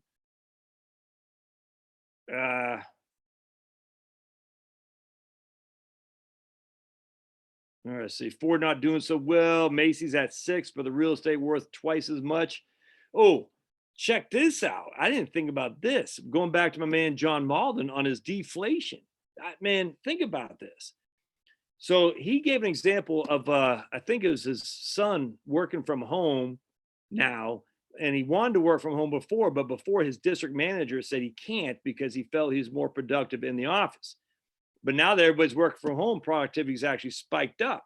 So what John was saying, this is interesting. I never thought about this. If more and more people work from home because productivity increases, which I actually agree with that, what does that do for office space? Especially office space in primo places. You see what I'm saying? And when I worked at USA, we had a building in Buckhead, a freaking incredibly expensive building. And it was just stupid from every get out. And we wanted to work from home because we're so much more productive at home because no one's coming down to Buckhead to meet with us in the office because our customers, our members were out in the suburbs. Only idiots at USA and the corporate chain of command did not realize that. Everybody else do it. But anyway, and so ultimately we're just working in a call center in Buckhead, in the most primo place in Atlanta. Stupid. And a call center. So we're like, why don't we just do it from home? What's the problem? And they didn't want to do it from home because they had to justify the expense of the office. But just think about it. If people are moving from home and working from home more and more and more, what happens to the office space price? Oops. Another deflationary thing. What happens to the restaurants? So that we had a restaurant right next to a, what do they have, like a Fogo de Chao, those Brazilian meat house places, you know what I'm talking about? I think we had a Fogo. We had a couple of restaurants, primo restaurants right around there. Oops. All that office space is going to be in a world of hurt, man, because of the fact that there's going to be less office employees there. That's deflation, baby. Now, could that lead to inflation in the suburbs? Like someone was talking about New Jersey, I think the Mandalorian could be, but I think that's interesting. I'm optimistic. People, yeah, I agree. People will remember God's in control. I mean, He is in control, whether people remember it or not. That's the thing. It's always that's what always happens. God's in control, whether we want to acknowledge that or not. He still is. Josh, dollar votes. What do we vote for the future? Made in U.S. or at least from trust allies. Vote for local business. I think you got to do that. I think you got to frequent your local. Pay more. You're gonna have to pay more. At the end of the day, that would be inflationary to some degree. But find your local butcher. Find your local grower, find your local, whatever, just the local stuff. Maybe stop the chains so much. The problem with the chains, a lot of chains are owned and operated by local individuals. That's a fact.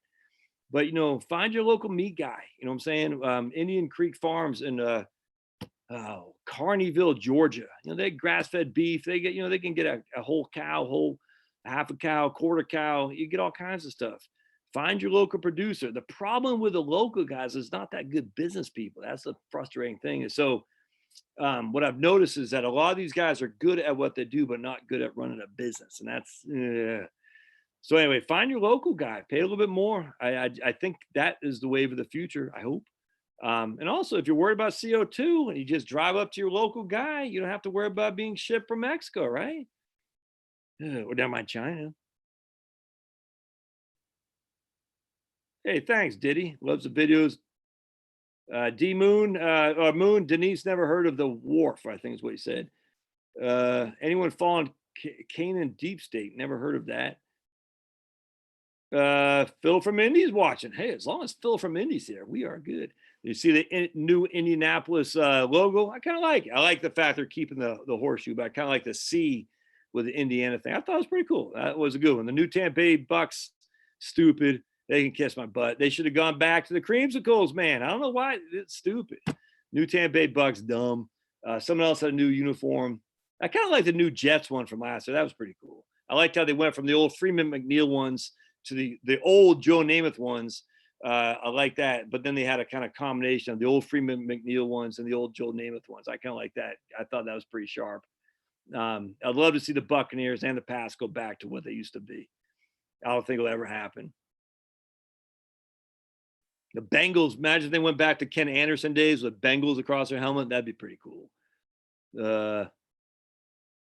Just trying to think who else. has changed uniforms. That should go back. The Broncos got to go back with a freaking D. That's classic, dude.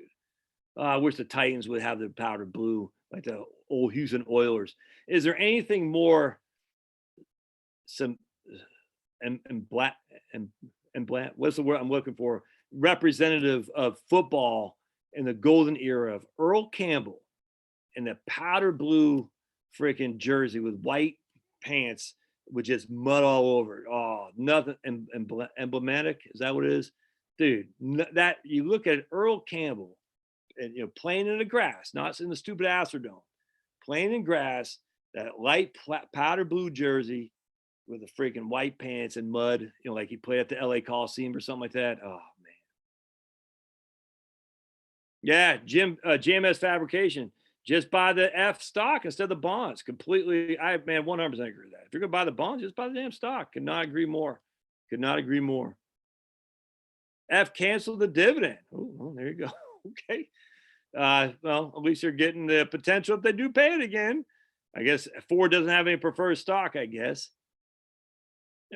Ford is undergoing a worldwide reorganization. They won't turn a good profit for quite a while. Yeah. You can learn more on YouTube by watching YouTube videos and in business school. Cannot agree more. Yep. I'm looking to invest in some bonds yielding 4.5% for up to 10 years because I have thoughts. Dude, you're not going to find any bonds at 4.5% for 10 years unless they're junk. It's just not going to happen. It's not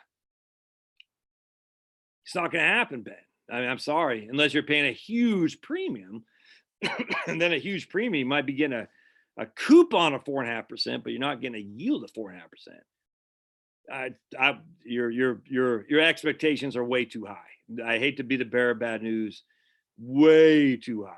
You're not getting a 10-year bond at 4.5%. If it's investment grade credit quality, it's not happening. So you're gonna have to rethink that, man.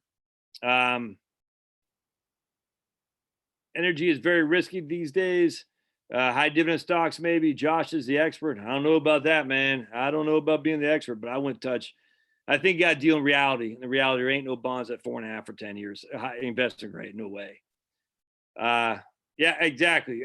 Vinyl Earthlink said I would look at highly rated prefers. I 100% agree with that. Look at PFF. I'm not making a recommendation. Actually, I 100% agree with that. Look at prefers if that's what you're looking for. That's a great move. You'd have to look at yourself. PFF is a preferred ETF. I have no idea. Actually, let's take a gander. What is PFF doing right now? Remember, PFF, they'll pay the dividend as long as the underlying issue continues to pay its dividend. So it's preferred, which is why you'll see some banks pay 1 cent dividend as opposed to getting rid of outright. So PFF right now is yielding 6.25. There you go, man. So 6.25 PFF. A lot of financial concerns in there, which probably would be a concern. But as long as the financials make a penny dividend, they have to pay their prefers. But that's why it's called prefers. They are preferred to the dividend holders in terms of getting their cash. Kurt, invest yourself. I completely agree with that, man. I 100% think that's a good way to go about it. And there goes Prabhu. Yeah, he smells like a wet dog. Woo! That's a stinky smell. Ben's doesn't want to invest anything more in the market, just bonds or CDs. I think I would stay away from bonds. I got no problem with CDs. You're not making much money. Or I look at prefers. That's what I do. My man Renee says for the fourth quarter, the company lost 1.7 billion or 42 cents a share, hit by 2.2 billion in one-time pension costs. Damn, that's F. Whew. Take a look at F here. Yeah, no yield there. Yes, that's weird. Not sure where the yield came from, but no yield. They got. I'm showing 1 penny earnings per share, 1 penny, which means their PE is going to be through the roof, 512. Yeah, it's going to get worse too on price earnings ratios as the quarterly numbers start rolling back in. It's going to be ugly. We rented a cottage. Ayn Rand wrote in. That's Thimble Islands, Connecticut. Whoa, that's fantastic. Fountainhead, she wrote, or Fountainhead or Atlas Shrugged. Oh man. I'm not a annuity fan, but that's something that might work for you. Might be a terrible idea, just a thought.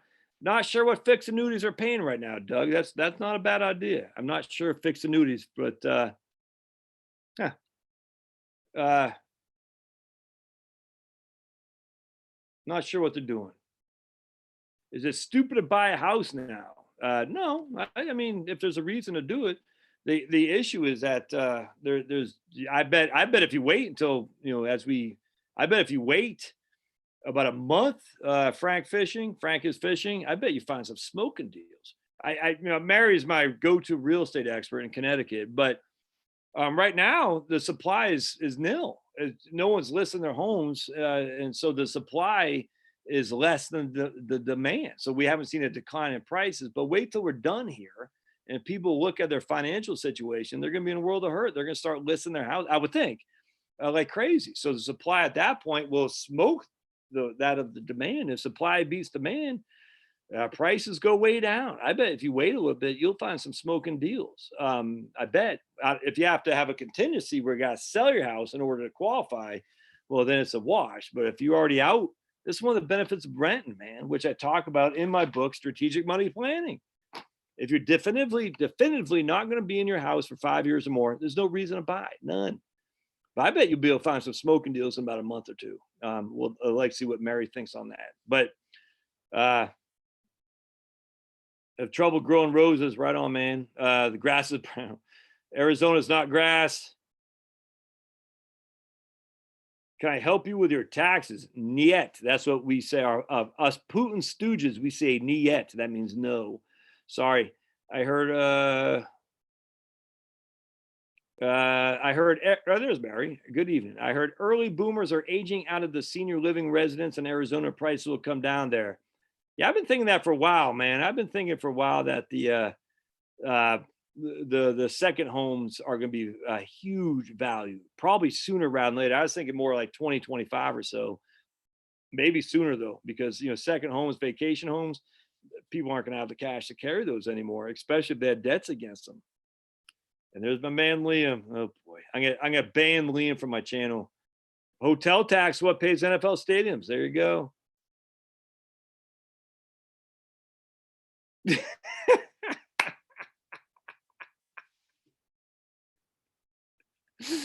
Oh man.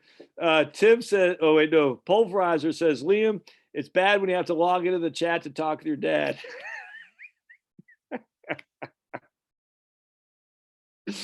Oh, that's classic. And Liam says, I know. Oh my goodness. Oh, yeah, man, it's freaking nut. Liam is Jones, and he's like, Dad, let's play this, let's play that, let's play this, let's play that. And I was like, man, I got to get his live stream. I said, but it's funny, Liam, how I want to play and you don't want to when you're doing electronics. So it's interesting how it's when we kick you off electronics that have been on there too long, all of a sudden you want to play. When you're playing electronics, though, you're like, just 1 second, just 1 second. That's the way they do social interaction because they're all playing electronics with their friends and they got their headphones and stuff. It's actually kind of funny. Let's see. Moved to Cabarrus County. State income taxes in terrible, right? Government should always be balanced. Yeah. Everything that should be doesn't mean it will be, unfortunately. So my man SV A. Mandolin said, this is why you're resonating with some realistic advice on retiring money. We made good money, and my wife was from Maryland, Columbia, Maryland, or wife MD from medical doctor from Columbia, and people tell us we need 10 million to retire. Crazy man talk. Yep. Jack is from, we are in Cabarrus County, Poplar. Best dog ever. Yeah, he's a secret agent of the Republicans, exactly. Yeah, Gen Z is larger. There we go, man. Thimble Islands, I never heard that. Academia is bastion of socialism. Yep. The economy is 70% of something. Is that GDP of expenditures? I think that's right. Jeff, Pink Floyd. Oh boy. Oh boy. Keith Moon. Oh yeah. Oh, Ringo better than Keith Moon. Damn, dude. In terms of skill set, I don't know. I don't think so. My understanding is Ringo wasn't the cat's meow from drumming, but I've never got behind a set, so I don't know. All right, so let's see what else we got on here. Yeah, but AR-15s look evil. They do. They're black, and they have a pistol grip, and a magazine, and a flash suppressor. All those things make them more dangerous than the run-of-the-mill semi-automatic.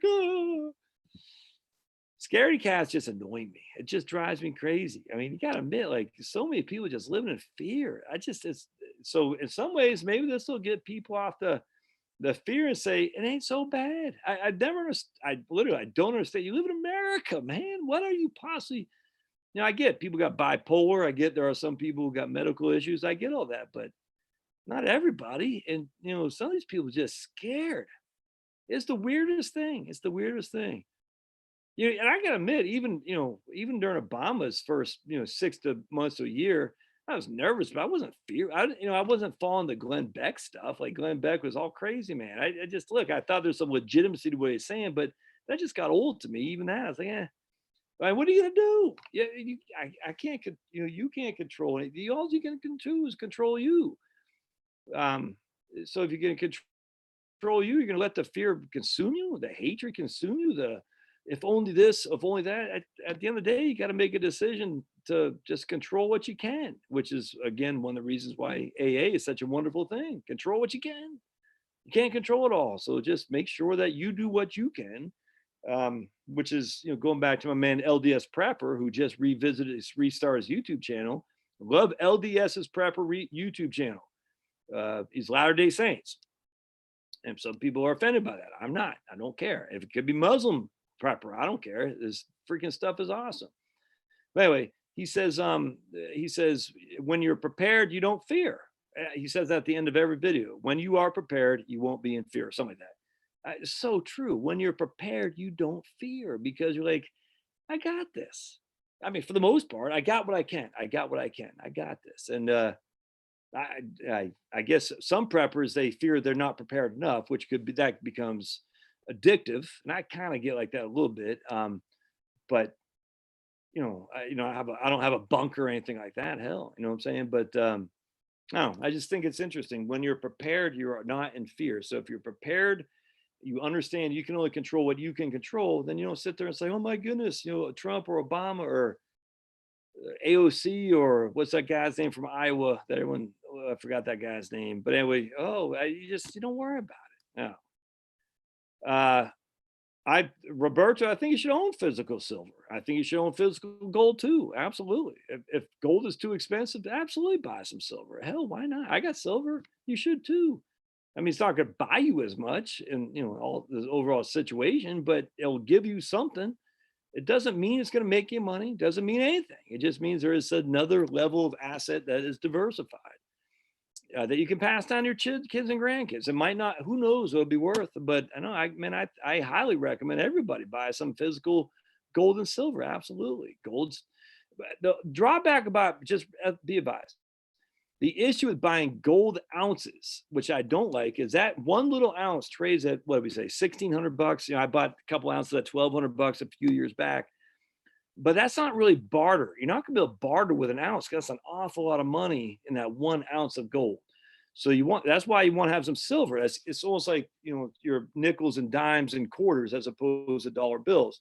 So gold is like a dollar bill or maybe even a $20 bill, and you got some nickels, dimes, and quarters, and maybe in dollar bills. That's what silver can do for you. Now, if you're going to buy some gold, you can always buy quarters or 1/10 of an ounce, which you should, I would think, is going to be a little bit more expensive, but you should do that because if it does come time to barter, you're not going to want to, if you got 10 ounces of gold, that's an awful lot you're leaving on the table because there's no one going to have you give you cash back. So get some silver, get some, 1/10 of an ounce. They give you a little stack like this. I lost one. That's how light they are. Ticked me off to this day. It's still running around here someplace, but that's $160 right there. It's just gone. I can't find it. But be as it may, definitely get you stuff. Yeah, the movements to take away guns from anyone on drugs, that's a bother to me, Prairie. They kiss my butt. That's all there is to it. Yeah, I don't like it. I don't like it at all. In fact, I'm of the being more and more convinced there's some benefits. I won't do it to taking psychedelic drugs. I do believe that there's a benefit that's been overlooked because that one guy, Timothy Leary, made it seem like it's just hippies doing it. When there's some value that people have had for taking psychedelic drugs. Now, look, I'm addictive. I don't want to touch out the 10-foot pole, but I know some people would probably be well situated to do that. I guess that guy Joe Rogan talks about that a lot, which is too bad because I think a lot of people dismiss it because of him. But other people might be inclined to check it out. I don't know. I have a good friend of mine who's in my college band, who I went to Peru with his brother because they're from Peru, named Carlos. He's up in Vancouver, Washington, and he does a psychedelic or psych counseling.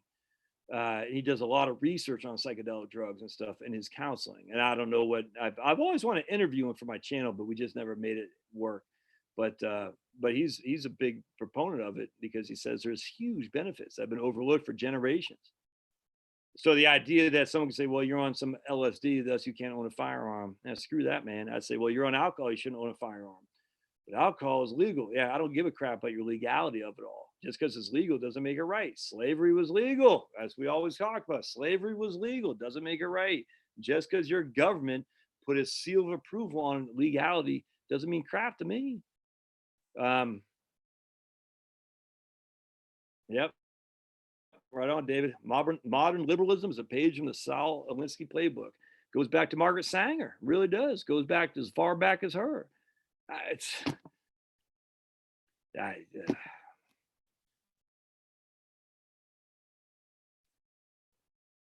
Yeah, I'm not sure. MDF says, how long to take the 100K out of your 401k without penalty before the CARE Act deadline? I don't recall. It's a good question. I think I don't remember. I don't remember, but I hate to even volunteer a thought. I just can't remember.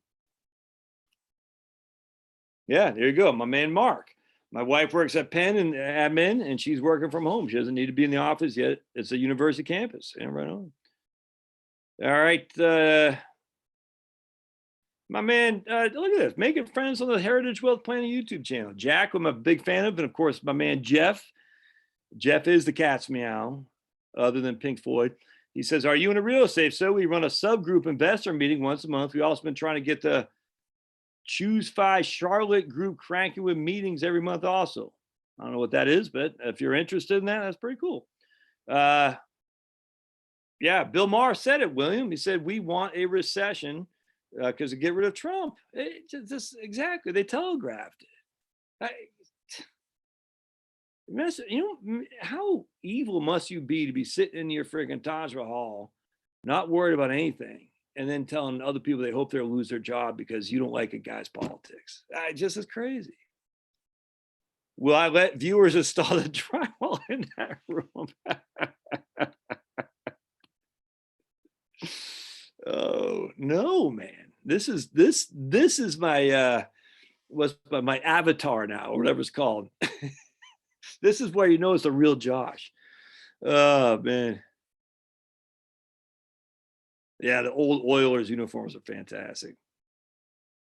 My brother-in-law has been working from home for the last 2 years. He's an engineer that works on nuclear power containment shells. That's awesome, man. I called it when I said, man, that's right, Jody. Remember that? I said, buy CLX. Yeah. Someone's even remembered my call. I said, CLX. Yes, I did. I remember when I said that. And look at that sucker. Right here. I'm the investment guru.